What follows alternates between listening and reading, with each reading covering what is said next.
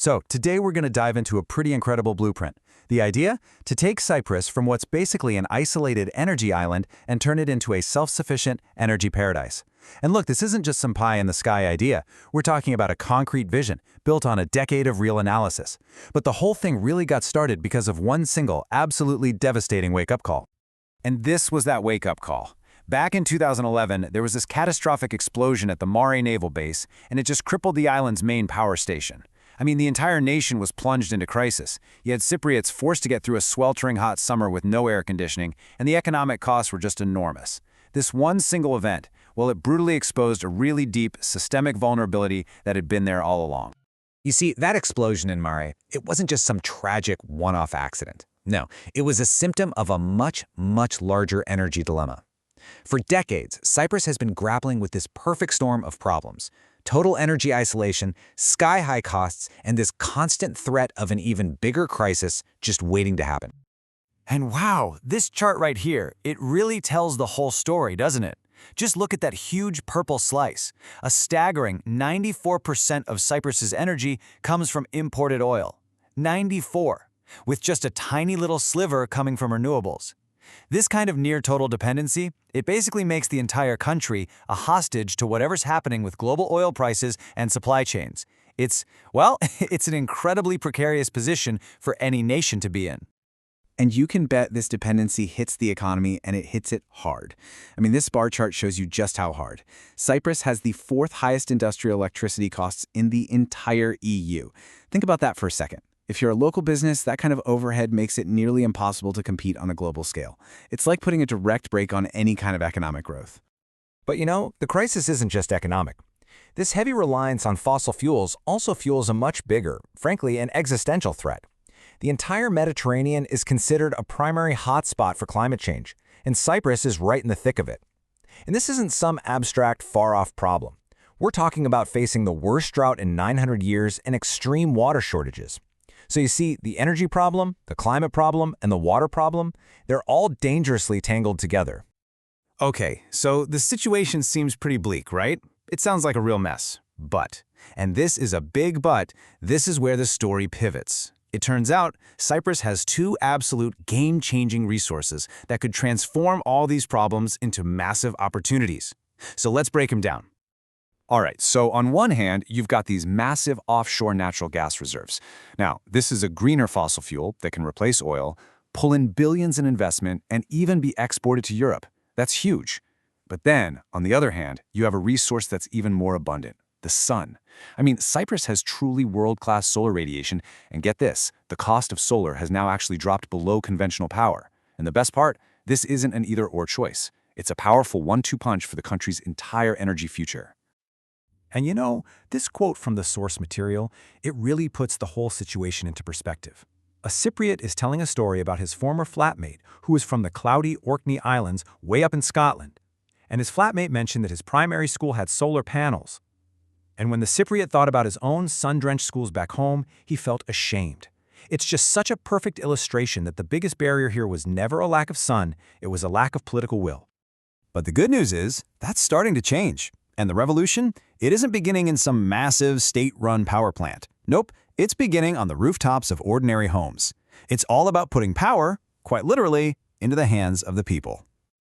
So how does this actually work? Well, the key policy behind it is called net metering, and it's actually beautifully simple. Okay, step 1. Your rooftop solar panels make electricity. Step 2, you use whatever energy you need in your home first. Step 3, any extra juice you generate gets sent back to the grid, and you get credits for it. And finally, step 4. At night, when the sun's not shining, you pull power from the grid, but you use those credits you banked. It's brilliant. You become both a consumer and a producer, what they call a prosumer. And really, that's just the first step. For an average household, this journey to energy independence unfolds over a few decades. It all starts right now with installing rooftop solar panels. Then, by the late 2020s, you add a home battery to store that power. Moving into the 2030s, you electrify your transportation and heating. Think electric vehicles. And then, by the 2040s, you're a full-blown participant in a whole new kind of decentralized digital energy market. It's a really clear, logical path towards almost total energy independence for your own home. Now, you might be thinking, okay, That's great for homeowners, but what about the 31% of Cypriots who live in apartments or rentals? Well, there's a solution for that too, and it's called virtual net metering. The concept is simple. It lets people buy a share in a larger off-site community solar farm and then get the credits on their personal electricity bill. The crucial point here is that it makes sure the solar revolution is accessible to everyone, not just people who own a house with a roof. Okay, so we've seen the micro-revolution happening at the household level. Now let's zoom out and scale this whole thing up to the macro level. We're going to look at the transformation of the entire national grid. This is where the really big picture, foundational projects come into play. So for this household revolution to really work, it needs to be backed up by some serious national infrastructure. First off, you've got to deregulate the electricity market to end the state monopoly. Second, you build terminals to import liquefied natural gas, or LNG, as a sort of bridge fuel. Third, and this one is huge, you construct massive electricity interconnectors to link Cyprus with Greece, Israel, and Egypt, which would finally end its energy isolation. And last but not least, you develop the digital backbone, the smart grid, to manage this whole new system. Now looking even further down the road, you get to these really cool concepts, like hydrogen valleys. The idea here is to create these dedicated zones, right near major consumption hubs like airports and ports. You'd use renewable electricity and desalinated water to produce green hydrogen. And that hydrogen can then be used to decarbonize the really tough sectors, the ones that are hard to just electrify, like heavy shipping and aviation. It's the long-term play for a truly clean economy. So where does all this lead? Well, it all culminates in what you could call a true digital energy marketplace. Just picture it. The goal is a smart grid that basically works like a stock exchange, but for electricity. So instead of power just flowing one way from the plant to your house, everyone, from the big power plants right down to individual homes with solar panels, can buy and sell energy. This lets you optimize supply and demand in real time, which leads to a way more efficient, stable, and in the end, a cheaper grid for everybody.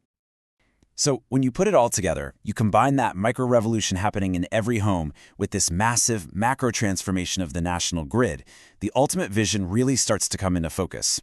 And the big question is, can Cyprus truly become an energy paradise? Well, the source material gives us a brilliant, real-world model to look at: Norway. Think about it. Norway is a massive exporter of oil and gas, and they use that wealth to benefit their citizens. But, and here's the key part, internally, they power their own country almost entirely with renewable energy. That's the playbook right there. You use your fossil fuel resources for export revenue, while at the same time building a clean, self-sustaining energy system for your own people at home. So the final goal, the end game, is really this massive transformation. It's a journey from being an isolated energy island, constantly held hostage by global price shocks, to becoming a resilient, interconnected energy paradise. We're talking about a nation that's not only self-sufficient, but is also a leader in sustainable tech and a key strategic energy player in its region. It's a total flip of the script. So look, the blueprint we've just walked through, it's comprehensive, it's logical, it clearly lays out the path forward, which leaves us with one final and maybe the most critical question. A plan exists, a really good one, but what does it actually take to turn a nation's blueprint into reality? That is the challenge that lies ahead.